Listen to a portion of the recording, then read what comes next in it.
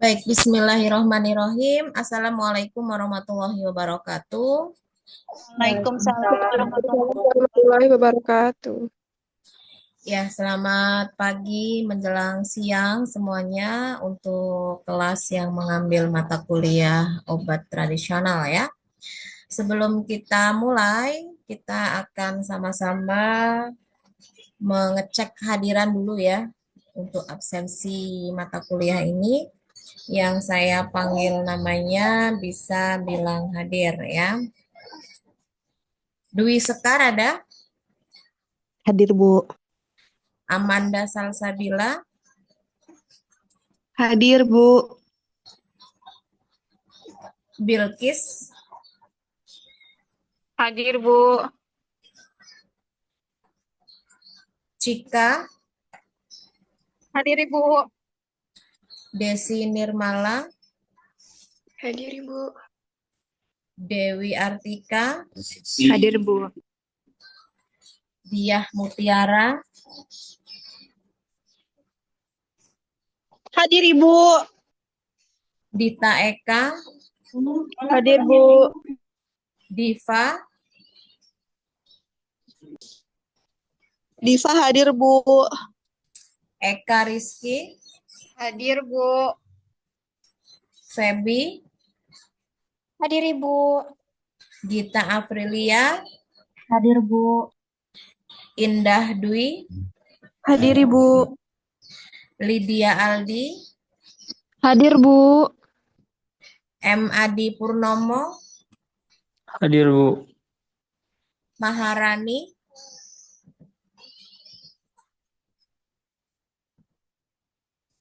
Maharani ada? Mita Sari, Bu, maaf. Mita lagi kendala masuk, Bu. Oke. Nabila Pratama, Hadir, Ibu. Nanda, Hadir, Ibu. Natswa, Natswa ada? Nida, Nida hadir, Ibu. Nur Aisyah,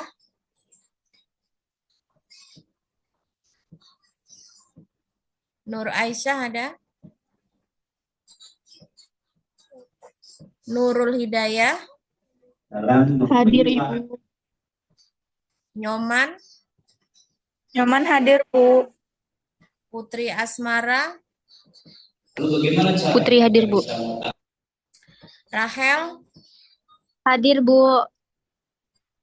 Rahmadia, Hadir, Bu. Retno, Hadir, Bu. Retno Hasmitasari, Revo, Hadir, Bu. Reina, Hadir, Bu. Rindi, Hadir, Bu. Rizka, Hadir, Bu. Rosa, Hadir, Bu. Sabrina, Hadir, Bu. Selira, Hadir, Bu. Sandy, Hadir, Bu. Septi, Hadir, Ibu. Septiana, Hadir, Bu. Tasya, Hadir, Bu. Tia Rahmawati, Hadir, Bu. Triska, Triska ada? Wira, Hadir, Ibu. Zaki, Zaki ada Zaki? Anissa Sahara, Anissa hadir, Ibu. Desi Elia, Hadir, Bu. Elin, Hadir, Bu. Eni Maria, Hadir, Ibu. Via,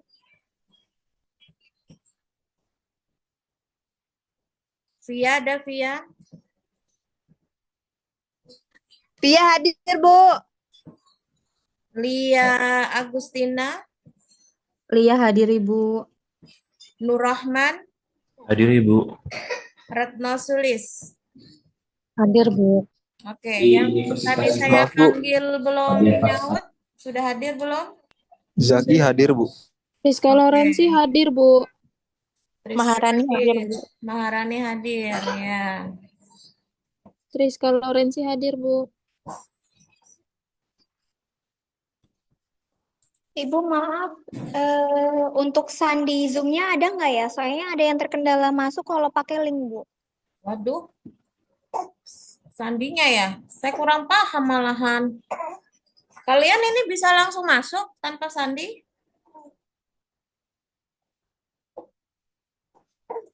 Untuk Mita dia harus pakai ini, Bu, pakai kode. Kalau kode kan udah ada ininya, Bu. Untuk sandinya belum ada. Gimana, Bu? Coba aja ya, karena saya tuh nggak begitu paham sih. Coba catat ya. 774471 coba. 777471.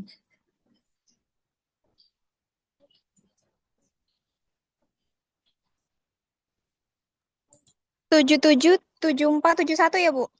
777471.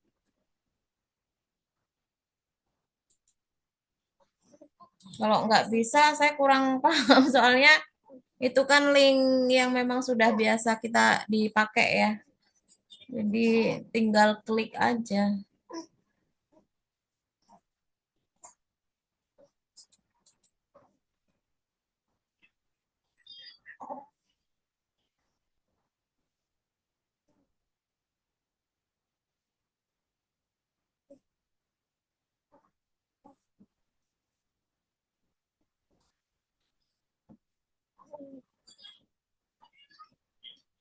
Baik, bisa kita mulai ya untuk perkuliahan kita pagi menjelang siang hari ini. Jadi untuk pertemuan kali ini kita akan membahas masih berkenaan dengan kelanjutan dari pengantar yang sudah kita laksanakan perkuliahannya pekan lalu ya.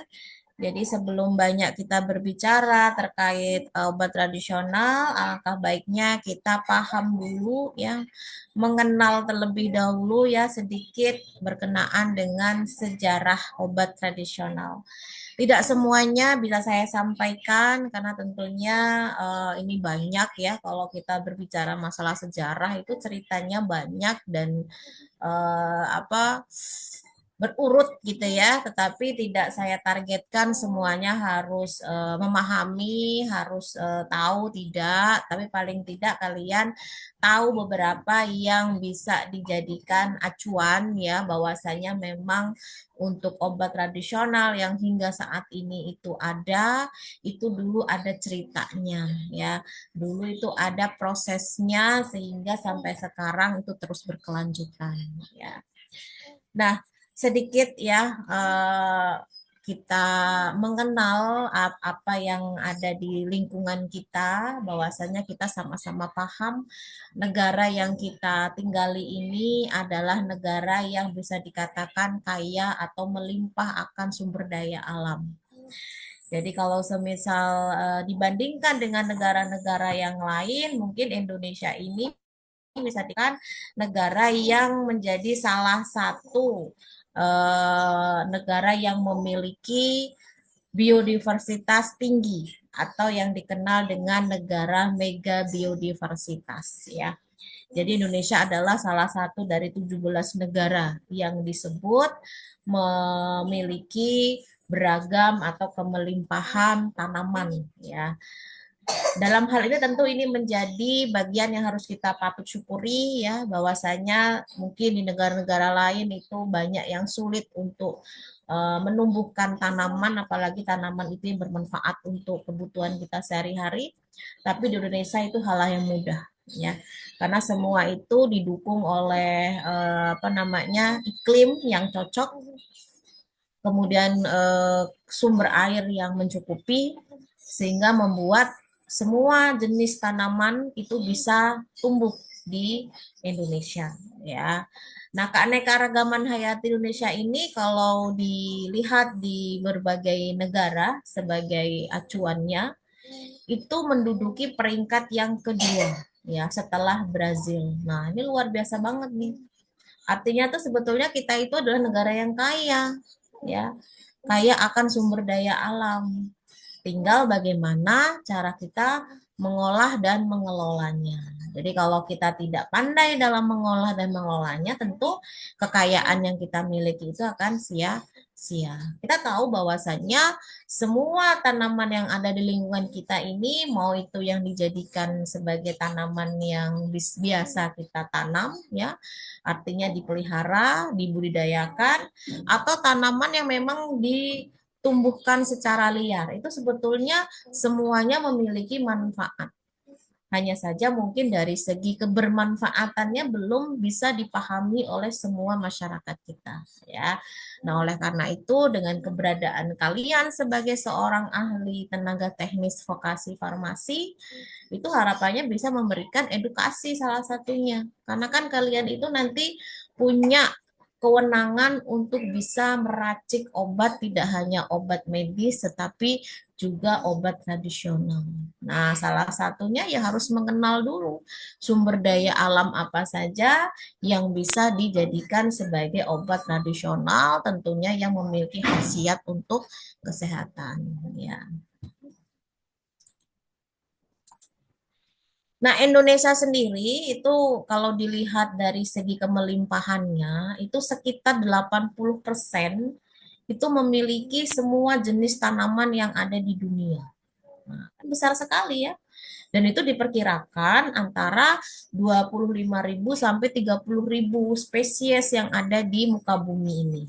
Ya, itu spesies ya. Artinya dalam satu spesies saja mungkin bisa ribuan bahkan miliaran yang tumbuh gitu. Nah, sekitar 7.500 diantaranya itu adalah tanaman obat. Tanaman yang memang sudah dibuktikan, baik itu secara empiris. Empiris itu artinya oleh kepercayaan dari masyarakat ke masyarakat setiap generasi ke generasi ya. Atau memang berdasarkan bukti penelitian, itu sudah memiliki bukti yang fakta gitu ya, artinya yang jelas itu memiliki khasiat untuk kesehatan. Ya.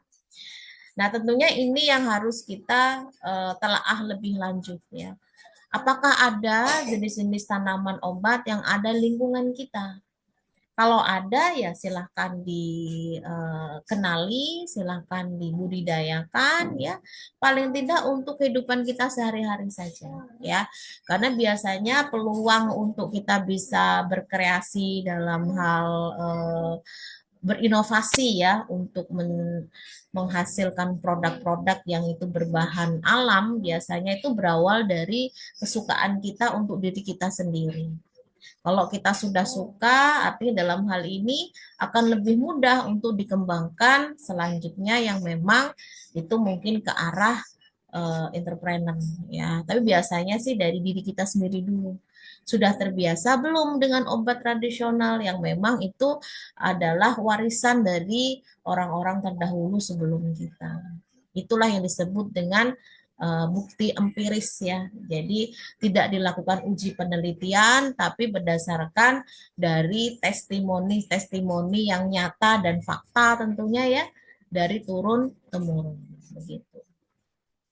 Nah, kita tahu bahwasanya negara kita adalah negara mega biodiversitas. Tapi ya jangan lupa, mentang-mentang sudah banyak dan melimpah tanamannya, kita semena-mena itu mengambil tanaman tanpa adanya rasa tanggung jawab untuk menumbuhkan kembali atau meregenerasi. Makanya harus ada upaya dari kita untuk menanam kembali tanaman yang sudah kita ambil tadi, yang sudah kita manfaatkan.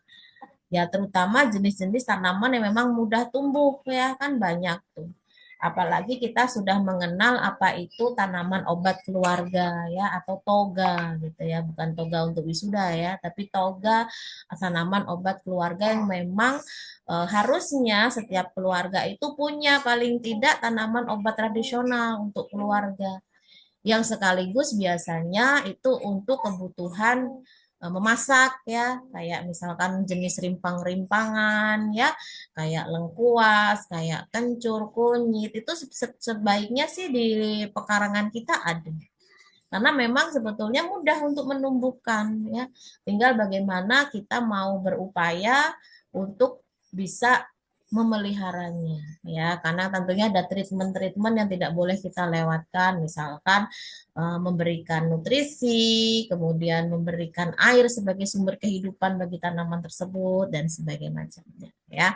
Insya Allah nanti di sela-sela di praktikum itu saya akan memberikan sedikit pengalaman untuk kalian ya, bagaimana kita mencoba untuk menanam jenis-jenis tanaman obat tradisional yang memang itu harusnya kalian punya keahlian itu. Jadi tidak cuma sekedar menggunakan, meracik ya, tetapi juga bagaimana memelihara supaya tidak terjadi kepunahan. Karena kita tidak tahu generasi itu akan berhenti di mana ya.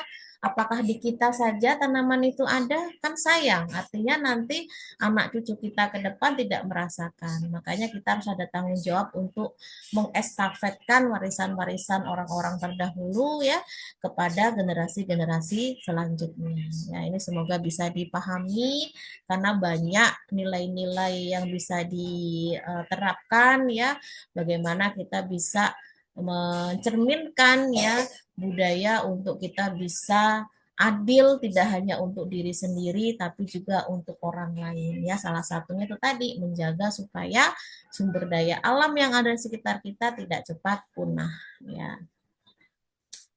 Oke. Kemudian berkenaan dengan obat tradisional itu ya, Indonesia ini sebetulnya bukan satu-satunya negara yang sudah menerapkan untuk pengobatan tradisional ya. Tapi ya memang kita paham bahwasanya Indonesia ini sangat kaya akan tentang pengetahuan bagaimana sih pengobatan tradisional. Kenapa? Karena kita harus tahu bahwasanya banyak suku yang ada di Indonesia ini yang masih mempertahankan budaya itu ya, budaya bagaimana berdasarkan pengetahuan-pengetahuan secara empiris ya, yang itu dalam bentuk praktik pengobatan tradisional yang unik biasanya ya, yang itu diambil dari sekitar rumah, di perkebunan, bahkan di hutan. Biasanya mereka itu masih lebih natural ya, jadi lebih alami, mereka itu semuanya serba alami. Beda bagi kita yang mungkin hidupnya sudah di pinggiran atau di tengah kota, itu sudah sangat sulit sekali ya menemukan tanaman-tanaman yang itu bisa kita manfaatkan sehari-hari. Ya tanaman yang bisa kita peroleh itu di warung kalau nggak di pasar ya. Tapi kalau orang-orang terdahulu atau mungkin orang-orang yang masih hidupnya ada di sekitar hutan, perkebunan, ya itu akan lebih mudah sekali menyediakan untuk suplai makanan sehari-hari itu tanpa harus membeli. Jadi ada di sekitar rumahnya atau di pekarangan rumahnya, ya. Nah, pengetahuan terkait praktik obat tradisional ini bukan sifatnya instan ya. Kita belajar sore ini, besok langsung praktek itu sangat disayangkan, artinya terlalu terlalu ini ya prematur gitu pengetahuan kita. Jadi pengetahuan terkait obat tradisional ini memang baiknya turun temurun. Biasanya dari keluarga ya, yang itu disampaikannya secara lisan maupun tulisan ya. Biasanya kalau orang-orang dulu itu dalam bentuk naskah kuno ya.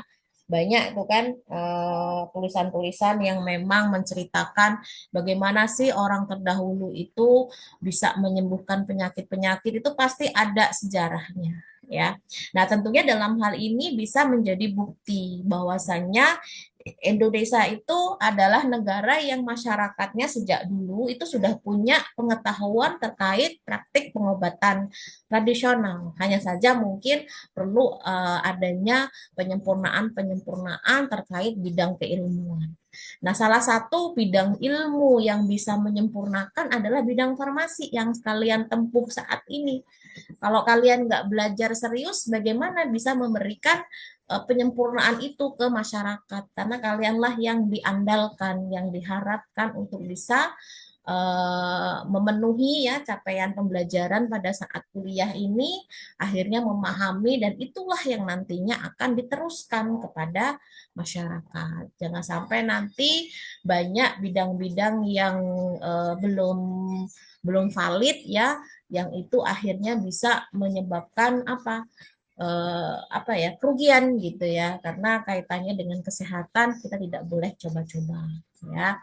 Nah, pengetahuan-pengetahuan itu sifatnya luas. Sebetulnya tidak cuma dari segi kesehatan saja ya yang sudah tercatat dalam sejarah, itu dari bidang astrologi ya, arsitektur ya, dan salah satunya adalah pengobatan tradisional, kemudian kesusastraan dan lain-lain ya. Itu semua sudah terekod dengan baik ya sejarahnya bagaimana dulu awal mula itu semua ada di Indonesia. Nah, kembali ke obat tradisional. Obat tradisional itu kan diturunkan secara turun-temurun, ya. Tidak kemarin sore, hari ini kita langsung bisa, itu tentu sangat sulit ya. Itu biasanya dari turun-temurun dan dari kebiasaan masyarakat ya. Yang tujuannya apa sih? Yaitu tadi mencegah, menyembuhkan, paling tidak mengurangi ya efek dari penyakit yang memang diidap oleh seseorang ya. Jadi paling tidak itu bisa menyembuhkan. Nah, tentunya dalam hal ini perlu ada usaha untuk menjaga ya, menjaga warisan nenek moyang itu tadi atau orang-orang terdahulu yang memang sudah digunakan secara turun-temurun. Sehingga harus adanya upaya untuk mengembangkan lebih lanjut, menyempurnakan dari apa yang sudah ada ya. Jadi kalau misalkan ada di antara kalian yang nantinya pada saat proses tugas akhir yang memang concernnya mau ke bahan alam, mencoba mengembangkan salah satu jenis tanaman obat tradisional, itu sudah dapat dikatakan sebagai upaya untuk mempertahankan ya, mempertahankan warisan. Karena kalau nggak mempertahankan, kalian bodoh amat, cuek dan tidak peduli ya. Tapi kalau kita masih ada upaya untuk belajar ya, mengembangkan lebih lanjut untuk bisa mencetuskan ide terobosan baru atau inovasi baru dari produk-produk yang mungkin sebelumnya kurang maksimal menjadi lebih maksimal, itu sudah menjadi upaya untuk menjaga atau melestarikan warisan nenek moyang yang berkenaan dengan obat tradisional. Nah, dalam hal ini yang perlu kita lakukan memang harus belajar dulu ya sebelum kita melakukan proses penelitian. Ya kalau nggak belajar ya susah ya. Makanya itu tugas akhir itu harus sudah atau syaratnya itu boleh mengambil itu ketika kalian sebetulnya sudah menempuh mata kuliah di semester-semester sebelumnya. Karena itu sebagai dasar ya.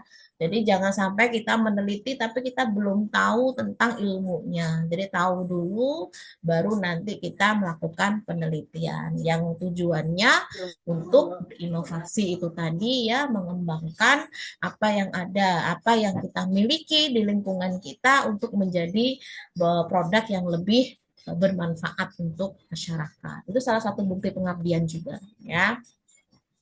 Nah, dalam hal ini ada 5 pokok yang harus diperhatikan ya.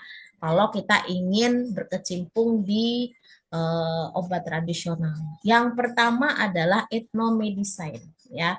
Jadi ethnomedicine ini kebiasaan masyarakat kita terutama yang masih memegang teguh ini ya, adat istiadat itu pasti punya tanaman-tanaman andalan di setiap sukunya atau di setiap kelompoknya yang memang itu sudah dipercaya secara empiris memiliki khasiat untuk menyembuhkan suatu penyakit. Nah, biasanya ini masih dilestarikan di lingkungan mereka, entah ditanam di pekarangan rumah atau memang sengaja dibudidayakan ya. Nah, yang kedua adalah agroindustri tanaman obat ya. Jadi tanpa adanya upaya untuk bisa membudidayakan tentu akan sulit karena kita butuh pasokan atau butuh supply yang tinggi untuk sumber daya alamnya. Jadi sebetulnya kita itu bisa bekerja sama dengan bidang lain, tidak harus dengan farmasi saja. Makanya indahnya kolaborasi itu sebetulnya.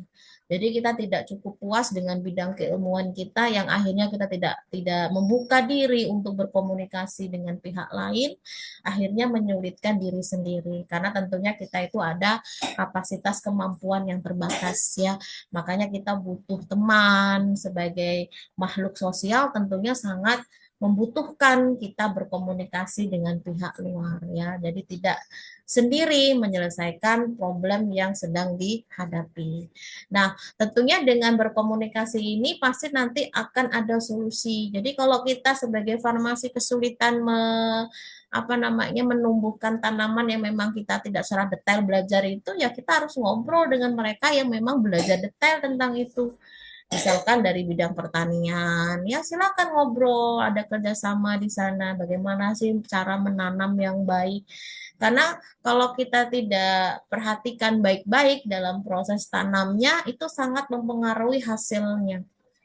Karena kalau semisal kita ngasal, nutrisi tidak diperhatikan, lingkungan tidak diperhatikan, asupan air tidak diperhatikan, itu sangat berpengaruh dengan kualitas metabolis sekunder yang akan dihasilkan dari tanaman itu. Sedangkan kan kita mengharapkan tanaman itu menghasilkan metabolis sekunder yang bagus, gitu, yang banyak. Gitu.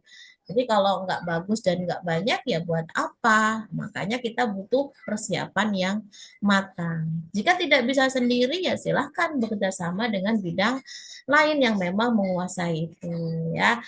Kemudian yang ketiga, farmasi itu sendiri, kalian di sini bisa berada di apa namanya deretan orang-orang yang memang punya wewenang ya sebagai tenaga vokasi farmasi dan kedokteran.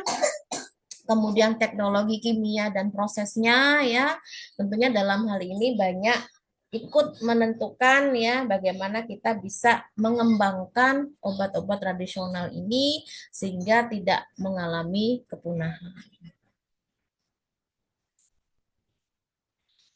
Nah, sedikit ya, namanya juga kita akan bercerita tentang sejarah ya. Saya tampilkan sejarahnya ya. Siapa sih yang nggak pernah mendengar apa itu Candi Borobudur ya? Kalau mendengar sudah Bu, yang belum kesananya, wah sayang sekali kalau belum ke sana ya. Jadi kalau memang ada kesempatan, ada peluang ya, apalagi yang masih muda-muda itu ya, belum berkeluarga, kalau ada rezeki, ya silakan ya. Silakan berpetualang dari daerah ke daerah, banyak mengenal tentang sisi kekayaan alam ya. Kadang ide-ide itu muncul setelah kita melihat langsung ya.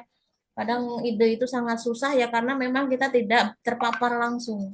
Tapi biasanya kalau kita melihat langsung itu akan muncul ide-ide yang brilian. Biasanya sih seperti itu ya. Biasanya kalau masih muda ini kan masih energik ya, waktunya juga masih oke, belum terbebani oleh urusan keluarga. Nah, itu coba dimanfaatkan ya.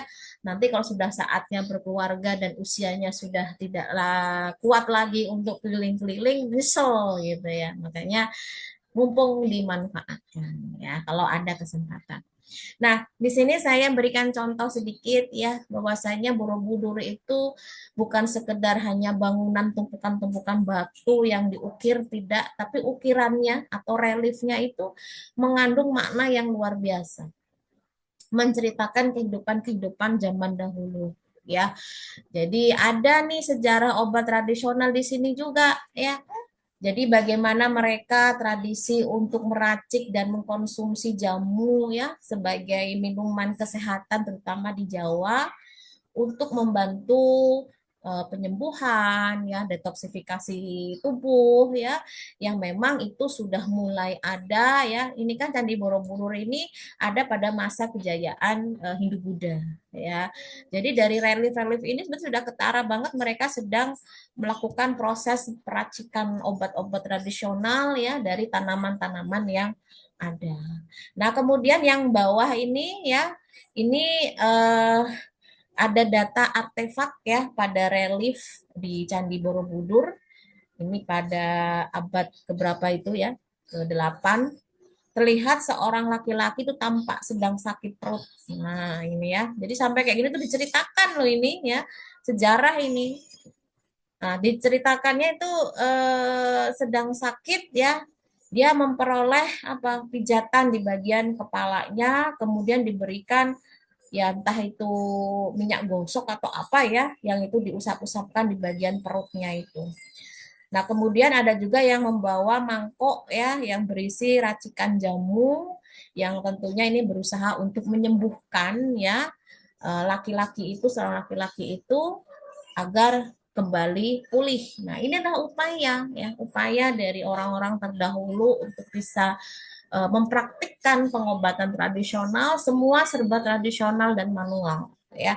Nah, untuk tahun sekarang yang semuanya serba digital tentu akan jauh lebih mudah ketika kita akan berinovasi, mengembangkan lebih lanjut dari obat-obat tradisional dari tanaman-tanaman yang ada di sekitar kita yang diimbangi dengan teknologi ya, karena semua itu kan karena teknologi kan untuk bisa kita kembangkan menjadi lebih baik. Nah, ini contoh saja biar kalian ada gambaran bahwasanya memang sejarah itu adalah bukti nyata bahwasanya pengobatan tradisional itu sudah ada turun-temurun sebetulnya, bukan baru kemarin sore, tapi turun-temurun. Generasinya itu sangat apa namanya terjaga dengan baik sehingga apa yang diterapkan di kehidupan sehari-hari itu akan terus berkelanjutan. Ya. Kemudian, nah ini juga ada lagi dari prasasti Balawi ya, dari kerajaan Majapahit ya, itu menyebut istilah profesi Tuhan Nambi ya. Tuhan Nambi itu tukang obat. Ya. Ada juga KDI dukun wanita, ada tabib juga ya. Tapi memang bedanya kalau sekarang tukang obat, dukun wanita, tabib itu sekolah, bedanya itu ya. Mereka lebih diarahkan di bidang keilmuannya.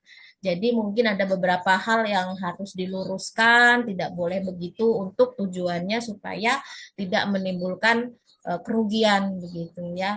Jadi kalau dulu itu mungkin orang melahirkan pakai dukun bayi ya. Nah, sekarang bidan. Gitu. Bidan itu sebenarnya dukun bayi tapi yang punya sertifikasi, yang punya pendidikan, yang mereka sekolah dan akhirnya secara formal itu boleh kita menggunakan jasanya gitu ya. Nah, itu yang perlu kita sesuaikan dengan zaman sekarang yang serba teknologi. Jadi tidak bisa kita menggunakan cara-cara yang lama. Mungkin alat-alat yang digunakan untuk menumbuk ya, untuk menghaluskan tuh dulu masih sangat sederhana, merebusnya juga masih sederhana. Akhirnya beresiko mengalami kontaminasi sehingga akan menyebabkan kemunduran dari manfaatnya yang awalnya tujuannya untuk menyembuhkan, malah membuat sakit. Nah, itu yang kita hindari. Makanya kita menerapkan teknologi-teknologi kekiniannya itu sekarang supaya hasilnya jauh lebih maksimal. Tapi bahan dasarnya adalah tetap tanaman-tanaman yang memiliki khasiat sebagai obat tradisional. Ya. Nah, untuk pengobatan-pengobatan yang tadi saya sampaikan itu tidak hanya di Indonesia ya, salah satu saja Indonesia itu. Ada berbagai peradaban ya, ada Tiongkok kuno, ada Mesir kuno ya. Ini sedikit saja saya tampilkan, kalau banyak nanti mungkin malah pada ngantuk ya. Nah, ini sudah bisa disimpulkan bahwasanya memang pengobatan tradisional itu tuh selain turun-temurun tapi juga dari mulut ke mulut ya. Kan dulu itu kan para pedagang saudagar-saudagar itu kan saling menyeberang lautan, samudra dari satu daerah ke daerah yang lain, ke satu pulau ke pulau yang lain, bahkan satu negara ke negara yang lain. Nah, mereka memberikan informasi-informasi itu ya pada saat mereka berada di wilayah tersebut, sehingga banyak yang mengikuti dan akhirnya memang ada atau banyak kemiripan-kemiripan praktik pengobatan tradisionalnya dari satu negara ke negara yang lain. Memang kalau Cina itu tidak bisa dibohongi ya. Memang mereka tuh jagonya obat tradisional. Artinya banyak di antara kita meskipun sudah ada perawatan medis tapi tetap membutuhkan perawatan tradisional seperti itu. Karena memang mereka itu concern-nya memang luar biasa ya untuk pengembangan obat tradisional. Nah, harapannya kalian atau kita semua jadi seorang farmasi juga belajar dari situ ya. Jadi sudah saatnya kita itu tidak hanya sekedar memanfaatkan obat yang sifatnya medis ya, tapi juga berdasarkan apa yang ada di lingkungan kita. Nah, kembali ke makna dari obat tradisional itu, sebetulnya itu menjawab dari kebiasaan masyarakat, kesukaan masyarakat yang memang semuanya ingin back to nature, kembali ke alam ya. Karena kalau kembali ke alam ini risiko yang ditimbulkannya lebih minim ya dan lebih aman begitu. Tapi dalam hal ini risiko ya, bukan berarti tidak sama sekali. Artinya dalam hal ini meskipun risikonya minim, bukan berarti kita sembarangan, tidak mentelaah lebih dulu gitu ya.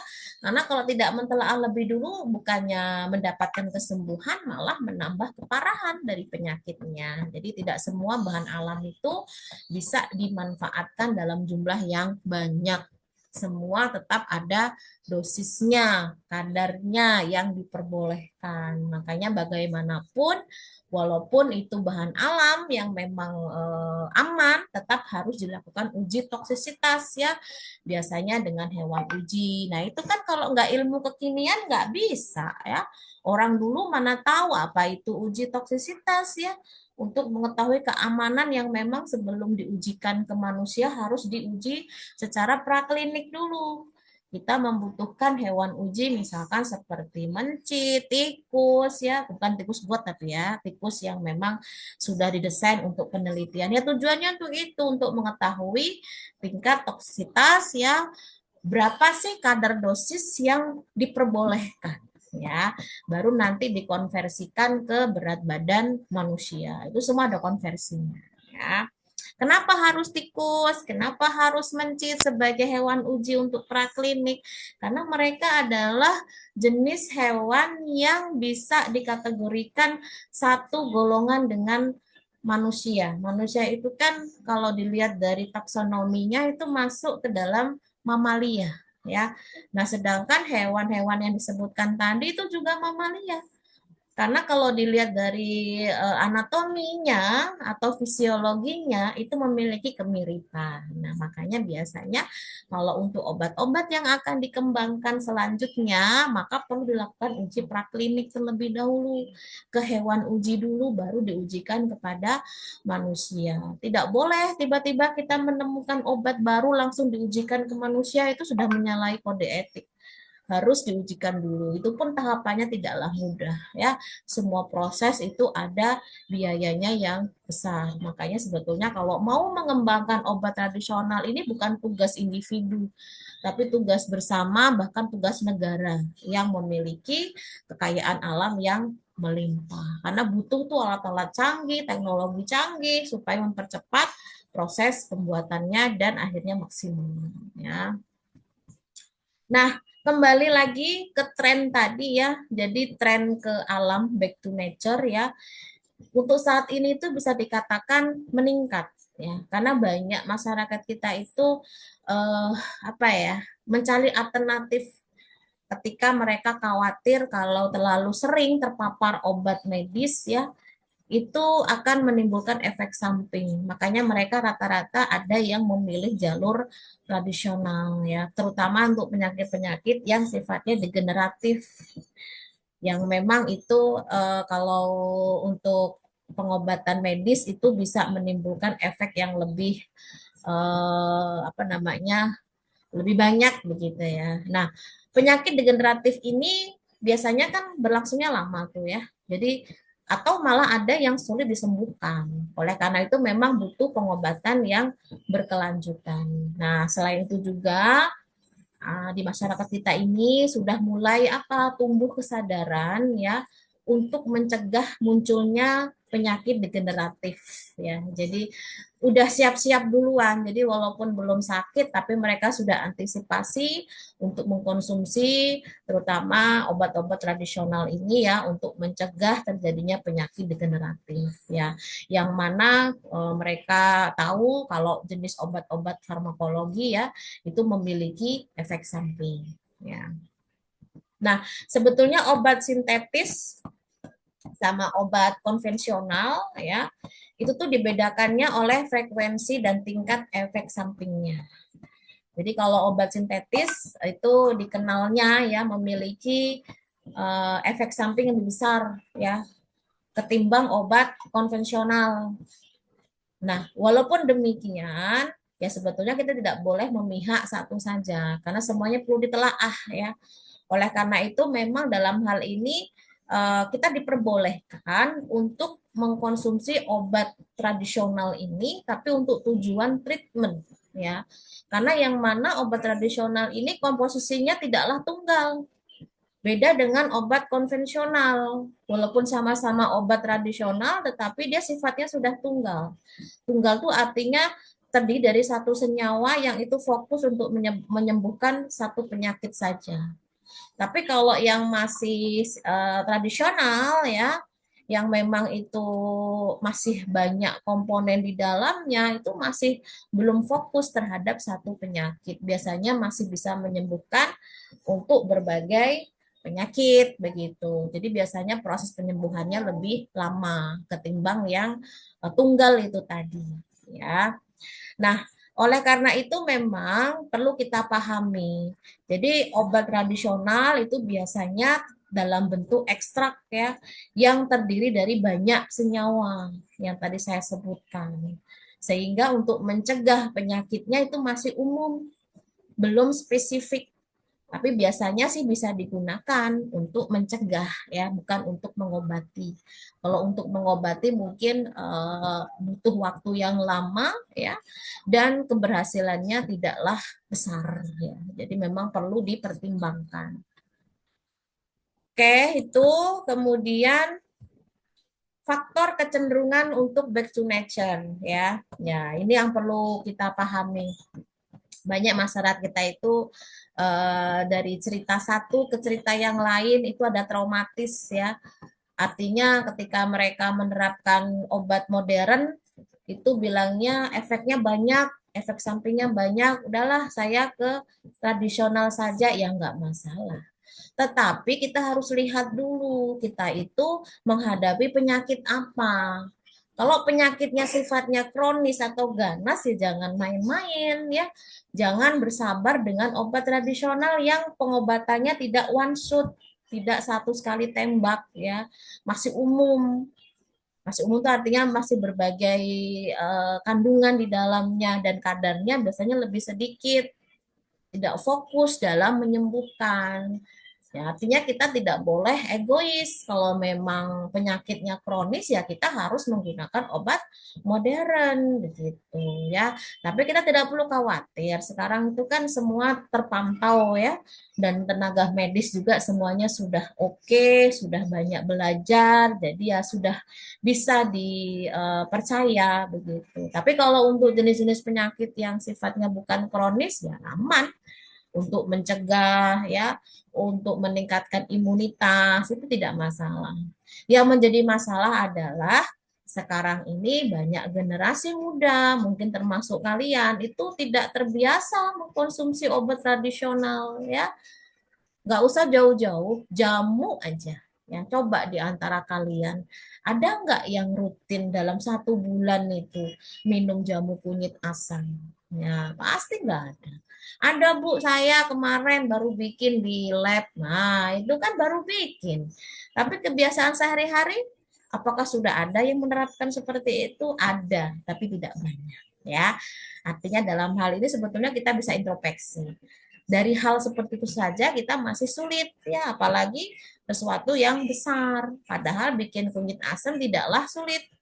Kenapa saya katakan tidak sulit? Ternyata kemarin sudah pada bikin semua dan bisa ya. Apalagi bahan-bahannya tersedia di sekitar kita. Nah, itu kan tidak jadi alasan ya untuk tidak bisa mengkonsumsi. Kalaupun toh memang males ngebuat, males bikin, ya silahkan tinggal beli kan ada. Tapi memang perlu diperhatikan ya kalau beli jamu kunyit asam. Kadang itu banyak penjual yang hanya ingin menomorsatukan rasa. Ah, nanti kalau nggak saya tambahkan gula, nanti konsumen saya nggak suka. Saya yang penting laku. Nah, itu resikonya besar bagi yang mengkonsumsi kalau ditambahkan gula terlalu banyak. Bisa bukan menyembuhkan, malah menambah penyakit nanti ya. Resiko diabetesnya tinggi. Nah, makanya kalau kita buat sendiri kan kita bisa menakar ya kebutuhan gulanya itu berapa sehingga tidak berisiko untuk kesehatan yang lainnya. Betul ya. Nah, selain itu juga kita nggak perlu khawatir apa untuk obat modern. Kita punya Badan WHO ya yang sudah merekomendasikan penggunaan obat herbal ya yang aman begitu, yang memang tujuannya untuk menjaga kesehatan masyarakat dan mencegah terjadinya penyakit ya. Biasanya sih ini disarankan untuk penyakit-penyakit degeneratif, kronis, komplementer kanker ya, yang memang sudah ada aturan resminya ya. Nah, untuk keunggulan obat tradisional dan bahan alam ya, kalau dibandingkan dengan obat modern yang saya sebutkan tadi, itu sebetulnya bisa kita lihat di sini ya. Obat bahan alam itu memiliki banyak senyawa aktif, dia belum spesifik dia.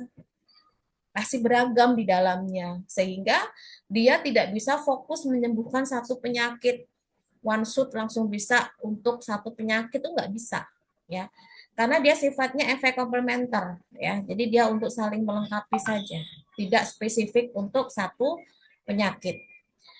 Nah, untuk obat bahan alam itu pun juga memiliki banyak efek farmakologi. Karena apa ya? Karena banyaknya senyawa yang ada di dalamnya kan biasanya dalam bentuk ekstrak ya.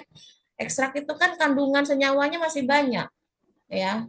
Dari metabolis sekunder ya, dari primer, sekunder aja ada flavonoid, ada tanin, ada alkaloid dan lain-lain ya. Jadi dia belum spesifik ya. Nah, makanya untuk obat tradisional karena sifatnya itu masih umum ya, biasanya itu sebatas ekstrak gitu ya, ekstrak yang masih kasar, artinya ekstrak itu masih kandungan senyawa-senyawanya masih bervariasi ya. Nah, oleh karena itu bisa kita simpulkan saja bahwasanya kita tergantung kebutuhan, kebutuhan untuk treatment kesehatan dalam tanda kutip mencegah terjadinya penyakit atau memang kita ingin betul-betul menyembuhkan penyakit yang harus segera disembuhkan, tidak butuh waktu yang lama. Ya, kalau butuh waktu yang lama itu nanti akan terlambat. Makanya biasanya lebih disarankan untuk obat modern ketimbang obat tradisional. Sebenarnya semua tergantung dari kita. Kita mau mengkonsumsinya sebagai apa upaya untuk menjaga kesehatan atau untuk menyembuhkan ya. Kalau untuk menyembuhkan ya disarankannya ke obat modern saja karena wah apa ya lebih fokus ya untuk penyembuhan penyakitnya.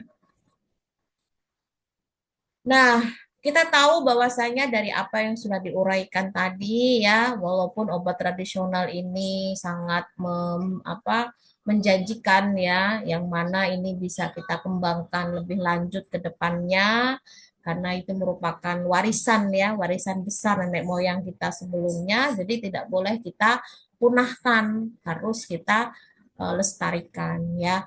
Nah, yang perlu dipahami yang namanya obat tradisional. Obat tradisional itu kan belum sepenuhnya diuji secara klinis ya, jangankan klinis, praklinis itu juga belum tentu, belum semuanya, bukan belum tentu ya, belum semuanya. Ya, kalau mau diuji ya kita lihat levelnya ya. Nanti kita belajar apa itu obat herbal terstandar ya. Nanti kita belajar apa itu obat fitofarmaka. Nanti kalau sudah tahu bedanya apa, nanti kita bisa menjawab ya.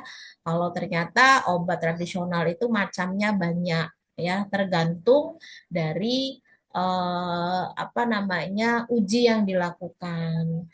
Dia dilakukan uji praklinik saja kah ya atau diujikan praklinik sekaligus klinik itu levelnya sudah berbeda gitu ya tapi semuanya adalah obat tradisional dan nanti untuk pertemuan berikutnya kita sudah lebih spesifik ya membahas terkait obat tradisional apa itu pengertiannya pembagiannya bagaimana yang membedakan satu dengan lainnya itu apa.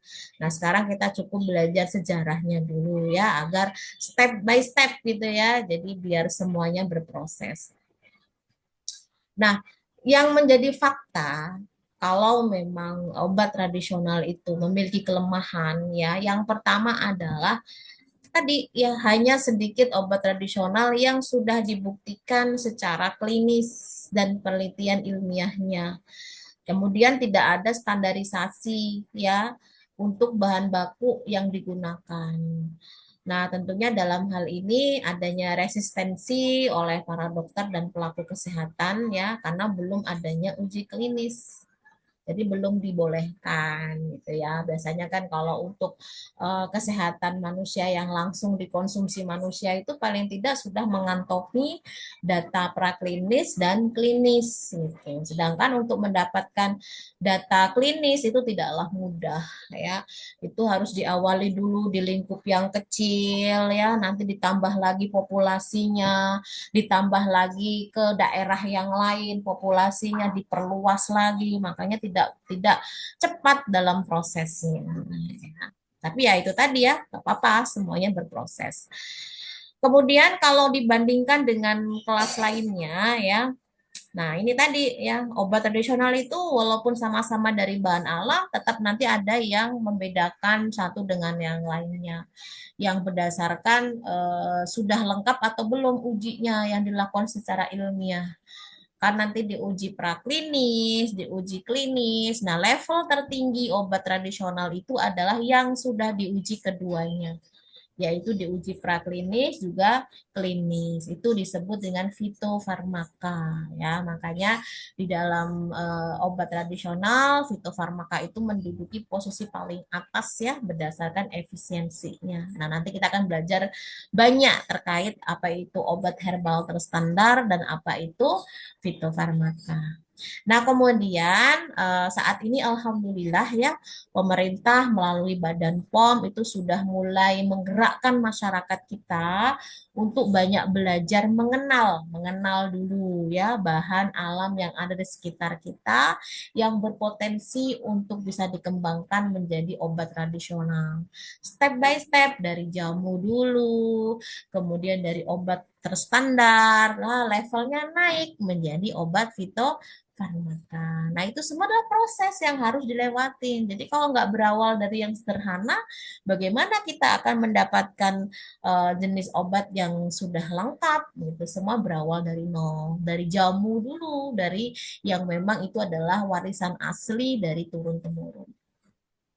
Nah, dalam hal ini pemerintah melalui Badan POM ya itu sangat begitu besar mendorong pengembangan obat tradisional ya menjadi jenis farmasi yang lebih kuat. Jadi ada pengawasan lebih ketat dari bidang kefarmasian. Salah satunya ya dari kalian.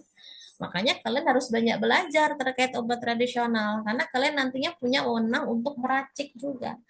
Jadi yang mungkin sekarang banyak yang bertugas meracik obat modern, ya harus bisa meracik obat tradisional karena nanti juga ada dosis-dosis yang ditentukan. Racikan-racikan itu. Nah, rata-rata kan kalau yang di Cina sana untuk pengobatan tradisionalnya kan begitu. Tukang raciknya atau farmasinya itu yang diracik bukan obat modern, tetapi obat tradisional ya, yang semuanya ada dosisnya, dosis amannya. Nah itu mungkin kalau di negara-negara luar sana sudah ada ya dokter yang memang khusus di bidang herbal. Kalau di Indonesia ada, tapi belum begitu banyak ya. Tapi insya Allah dengan seiring berjalannya waktu, apalagi pemerintah sudah mulai mendorong untuk pengembangan obat tradisional, banyak tenaga teknis-teknis farmasi maupun tenaga kedokteran atau kesehatan yang lain itu difokuskannya tidak hanya ke obat modern saja, tetapi obat tradisional juga. Harus tahu ilmunya dan harus belajar. Kalau nggak belajar ya akan sulit nantinya untuk mengembangkan. Ya. Nah, kemudian ada Permenkes nomor 760 tahun 92, ini sudah lama tapi masih berlaku ya. Fitofarmaka adalah sediaan obat tradisional yang telah dibuktikan khasiat dan keamanannya. Ya karena dia sudah diuji praklinis dan klinis tadi, sudah diuji standarisasinya untuk bahan bakunya. Jadi kalau sudah dinyatakan aman dari data-data yang sudah dilakukan uji, baru bisa dia mendapatkan kan apa namanya predikat sebagai obat fitofarmaka ya. Nah, kemudian bahan bakunya itu berasal dari Simplicia atau sediaan galenik yang memenuhi persyaratan tertentu. Jadi kalau nggak memenuhi persyaratan ya nggak bisa dijadikan bahan baku. Makanya kenapa sih ketika kalian kemarin-kemarin praktikum mata kuliah fitokimia, farmakognosia sudah pada ngambil semua tuh. harus setiap bahan baku yang digunakan itu harus dievaluasi. Ya itu tujuannya, biar tahu dulu layak tidak ini bahan baku kita gunakan. Ya, jadi kalau tidak layak sebaiknya jangan. Kalau layak, ayo dilanjutkan. Makanya perlu yang namanya standarisasi. Nah, kalau mau ke arah fitofarmaka, standarisasi itu mutlak diperlukan. Jadi kalau tidak ada, ya tidak layak mendapatkan predikat obat fitofarmaka. Ya. Sehingga untuk membuat fitofarmaka itu uji klinis wajib dilakukan. Uji klinis itu nantinya diterapkannya kepada manusia, begitu. Ya, siapa yang bersedia menjadi panelis ya atau yang menjadi yang dilakukan pengambilan data seperti itu ya. Jadi kalau tidak bersedia ya jangan dipaksakan. Nah, bahan baku fitofarmaka itu terdiri dari satu atau lebih simplisia. Jadi tidak hanya satu jenis simplisia saja, biasanya gabungan simplisia apa menjadi dengan apa gitu ya, atau lebih dari itu. Nah, masing-masing simplisia itu tentunya sudah diuji ya, keamanannya bagaimana, manfaatnya bagaimana. Ya, artinya dalam hal ini jangan sampai eh, sia-sia begitu ya. Kita sudah capek-capek membuat sediaan obat tradisional, ternyata simplisinya itu nggak layak kita gunakan. Yang ada tidak ada manfaatnya sama sekali. Nah, itu ya bisa dipahami. Nah, dari penjelasan saya tadi ya, ini baru sejarah ya, tidak usah diambil pusing dulu. Namanya juga bercerita ya, jadi itulah cerita awal mula sedikit atau sekelumit tentang sejarah obat tradisional di Indonesia, latar belakang kenapa sih obat tradisional sampai detik ini tuh masih ada. Justru malah pemerintah mendorong untuk pengembangan lebih lanjut, ya berarti menyimpan misteri yang sangat besar ini, misteri yang harus kita kuak ada apa gitu ya. Ya terutama sih dengan manfaatnya, tidak dengan apa-apa, manfaatnya yang bisa kita manfaatkan ya. Baik, dari uraian yang sudah dijelaskan tadi, mungkin saya persilahkan beberapa dari mahasiswa yang ingin memberikan pendapatnya dari waktu yang tersisa ini ya. Di sini ada pertanyaan, bagaimana pendapat Anda tentang obat tradisional ya? Dan bagaimana cara agar obat tradisional itu dapat terus ada, tidak hanya stop sampai di kalian, tetapi sampai ke anak cucu kalian, cucu cicit, cecet, siapa aja lah, pokoknya sampai dunia ini berakhir. Nah, silakan. Mungkin jawaban bisa sama, kok isinya apa, tapi saya yakin cara penyampaiannya berbeda-beda. Karena saya juga ingin kalian belajar bagaimana cara berkomunikasi, menyampaikan pendapat. Kalau tidak dilatih sekarang itu akan sulit nantinya, ya. Silakan raise hand siapa yang ingin memberikan penjelasan. Oke, sudah ada yang raise hand di sini atas nama Triska. Triska. Kemudian ada Nur Rohman.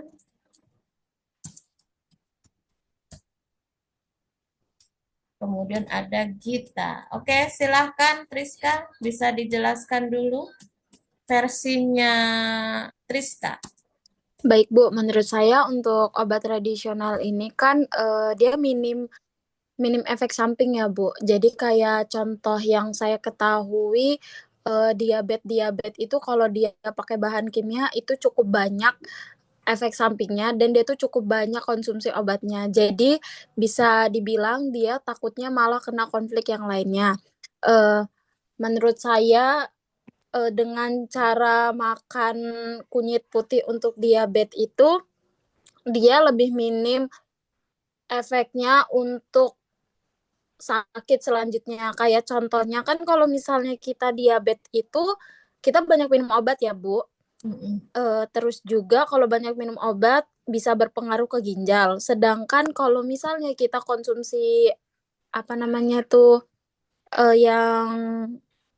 yang herbal itu dia minim efeknya gitu Bu. Menurut saya kita tuh bisa mewariskan supaya anak cucu ataupun generasi lainnya itu kenalkan sama herbal-herbal ataupun tumbuhan yang banyak, tapi orang tuh apa namanya, kayak contoh kelor gitu kan. Kita kan kayak turun temurun ngasih tahu kalau kelor itu bisa untuk melancarkan ASI gitu Bu. Jadi kita tuh saling memberi informasi-informasi ke gen-gen selanjutnya gitu Bu, bahwasanya lebih baik mengkonsumsi yang herbal-herbal daripada yang kimia gitu. Oke, terima kasih Triska atas penjelasannya. Silakan dilanjut Nur Rahman. Baik, Ibu izin menjawab tentang pertanyaan bagaimana pendapat tentang obat tradisional. Menurut saya, obat tradisional ini selain eh, dapatnya ini mudah karena bisa didapatkan di sekitar lingkungan kayak misalnya jahe, kunyit, dan lain-lain. Pembuatannya juga relatif lebih gampang gitu. Kayak cuma dikukus, ditambahin eh, gula atau apa gitu. Jadi untuk cara mendapatkan dan cara membuatnya ini relatif lebih gampang dibandingkan kalau apa ini berobat gitu. Misalnya kalau berobatnya jauh gitu, lebih baik pakai obat tradisional gitu. Kalau untuk bagaimana cara agar obat tradisional dapat terus ada itu kayak misalnya sama kayak tadi tentang warisan turun temurun dikasih tahu oh ternyata si kunyit ini berguna untuk obat apa misalnya. Terus selain itu kadang-kadang obat tradisional ini kan rasanya itu kayak pahit-pahit gimana gitu ya Bu ya. Jadi menurut saya perlu ada pengembangan lain nih. Kayak misalnya harus ada tambahan gula atau pemanis atau apalah biar biar konsumsinya itu enggak lah males lah minum obat tradisional rasanya pahit gitu. Selain itu perlu juga promosi sama edukasi menurut saya tentang eh, keberlanjutan obat tradisional. Soalnya yang Gen Z ini kayaknya pengetahuan tentang obat tradisional dan tanaman obat ini kayaknya berkurang kurang dibandingkan dengan orang tua zaman dahulu kala. Terus eh, kalau misalnya ada penelitian dan pengembangan harus ada dukungan dari pemerintah juga sih. Menurut saya itu juga berperan penting. Sudah Ibu cukup terima kasih. Oke, baik. Terima kasih Mas Nur Rahman. Silakan Mbak Gita. Izin Bu, menurut saya obat tradisional itu kan obat ramuan jamu jamu herbal atau ramuan lokal di Indonesia ya Bu ya. Yang nilainya tuh kita tuh memiliki nilai yang tinggi dari obat jamu tersebut. Terus bagaimana cara agar obat tradisional dapat terus ada itu eh, bisa meningkatkan penelitian dari pemerintah, universitas dan industri lain agar dari kita itu bisa menguji secara ilmiah khasiat dari dosis dan keamanan bahan-bahan obat tradisional yang kita miliki. Itu Bu, dari saya. Oke, terima kasih. Dilanjut di satu lagi ya. Ada ini. Tadi siapa yang sudah raise hand? Desi Elia ya. Mana tadi? Nggak jadi. Oh ini. Desi Elia Sari, silakan. Ya Bu, izin menjawab ya Bu ya. Kalau pendapat saya tentang obat tradisional itu kan kayak misalnya kayak obat tradisional itu berdampingan dengan obat-obatan yang modern kayak obat-obatan medis gitu kan. Jadi eh, selain selain apa dapatnya mudah dikembangkan, terus kayak tadi kayak jawaban dari Triska, dia memiliki efek samping yang sangat minim. Terus kalau misalnya untuk cara agar obat tradisional dapat terus ada itu eh sumber daya manusia kita itu harus terus tetap berinovasi, mempertahankan gimana sih obat tradisional itu biar apa namanya kayak bisa gampang dikonsumsi. Sebagai contoh kayak tadi kan daun kelor Kalau misalnya mau dikonsumsi langsung, itu kan pahit. Tapi karena inovasi dari zaman yang semakin canggih, dia bisa dibuat kapsulan yang gampang dikonsumsi sebagai contoh kayak Emom Uung. Itu kan bisa langsung dikonsumsi tanpa eh, rasa pahit yang gimana sih? Tanpa rasa pahit yang banget gitu kan, Bu. Terus kayak misalnya apa lagi ya, Bu? Banyak. Saya bingung jawabnya. Ya, itu, Bu. Heeh. Baik, satu lagi ya. Retno Sulis, silahkan. Bu, izin menjawab ya, Bu. Kalau menurut saya, Bu, obat tradisional itu juga nggak hanya untuk kesehatan ya, Bu, tapi juga beri dampak positif bagi lingkungan, kayak di sekitar-sekitar rumah dan ekonomi di masyarakat juga ya, Bu. Soalnya kan bahan alami yang digunakan itu kan ramah lingkungan ya, Bu. Jadi dapat dibudidayakan di rumah, sekitar rumah gitu, atau di kebun-kebun, sehingga membantu menjaga kelestarian alam juga. Selain itu, pengembangan obat juga, tradisional juga, bisa dapat membuka peluang usaha bagi masyarakat. Untuk obat tradisional itu agar tetap ada itu, kayak pemerintah ikut berikan dukungan loh, Bu, kayak berupa apa ya, kayak di pendidikan, kayak di mata kuliah di farmasi ini kan ada obat tradisional, jadi kayak ngebantu. Jadi pengetahuannya lebih luas gitu, Bu. Terima kasih, Bu. Oke, baik ya. 5 mahasiswa sudah menjawab ya, dan saya sangat tertarik dengan jawabannya.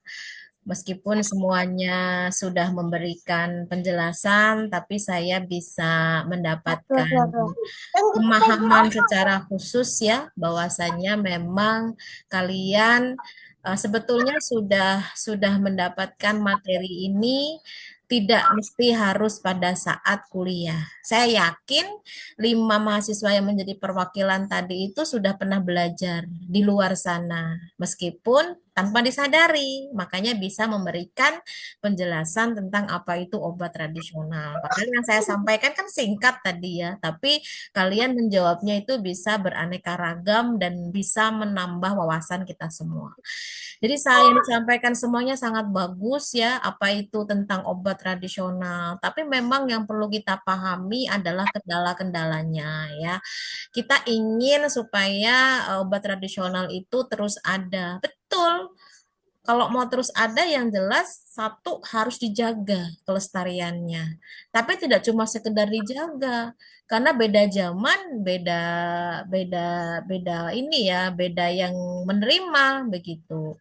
Kalau dulu mungkin pasrah aja mau rasanya kayak mana, mau pahit sekalipun yang namanya obat telen-telen aja kan begitu. Tapi ketika itu diterapkan di sekarang sudah lumayan sulit. Makanya kan kita butuh namanya teknologi, butuh yang namanya bidang keilmuan, dan salah satunya adalah farmasi. Bagaimana kita bisa mengembangkan supaya obat-obat tradisional itu masih membawa sifat keaslian sebagai obat tradisional, tetapi dari segi inovasinya itu bisa memberikan apa sesuatu yang bersifat keterbaruan ya, sehingga masyarakat sekarang itu kayak merasakan sesuatu yang berbeda, tetapi ternyata itu adalah warisan yang sama. Nah, itu ya. Jadi itu PR-nya sebetulnya. Ya tadi disampaikan teman kalian betul sekali. Kalau semuanya serba dimakan utuh dari tanamannya, aduh, saya aja mungkin nggak sanggup ya, apalagi setiap hari begitu. Makanya sekarang sudah ada teknologi yang membuat inovasi-inovasi, entah itu dalam bentuk apa itu namanya minuman herbal yang menyegarkan ya, mungkin dengan tambahan-tambahan sensasi apa itu dari tanaman-tanaman lain yang dari warna, rasa dan sebagainya macamnya, atau dalam bentuk kapsul mungkin ya, sehingga sekali telan tanpa merasakan yang nano-nano itu tadi. Nah, ini kan sudah memudahkan. Itu adalah wujud dari inovasi. wujud untuk kita bisa menjaga supaya tetap lestari sampai nanti ya. Jadi tidak cukup di orang tua kita, tidak cukup di kita, tapi harus berlanjut ke anak kita, ke cucu kita dan seterusnya ya. Tapi memang dalam hal ini tidak bisa lepas dari kaitannya dengan pemerintah ya. Pemerintah harus ada konsentrasi tertentu untuk fokus mengembangkan bahan obat tradisional itu tadi ya. Misalkan dengan memberikan dana-dana penelitian bagi mereka-mereka yang memang punya kemauan yang tinggi dan punya pengetahuan yang baik terkait apa itu obat tradisional yang memang nantinya bisa dikembangkan lebih lanjut untuk menjadi sediaan yang lebih menarik. Nah, itu kan bisa diupayakan ya. Nah, mungkin itu ya yang dapat disampaikan. Terima kasih. Tadi jawabannya sudah oke ya. Harapannya yang lain juga bisa memberikan penjelasan-penjelasan seperti itu ya untuk next kuliah. Jadi tidak hanya cukup menyimak saja, tapi bisa merangkum, meresum ya dengan kalimatnya sendiri dari apa yang sudah disimak ya. Harapannya kalian tidak hanya belajar terkait ilmunya atau materinya, tetapi juga belajar bagaimana cara berkomunikasi yang baik ya. Baik, kita akhiri dengan sama-sama membaca hamdalah untuk hari ini. Alhamdulillahirabbil alamin. Alhamdulillah. Alhamdulillahirrahmanirrahim. Terima kasih, selamat siang. Saya akhiri. Wassalamualaikum warahmatullahi wabarakatuh. Waalaikumsalam warahmatullahi wabarakatuh. Terima kasih, Bu. Oke, sama-sama.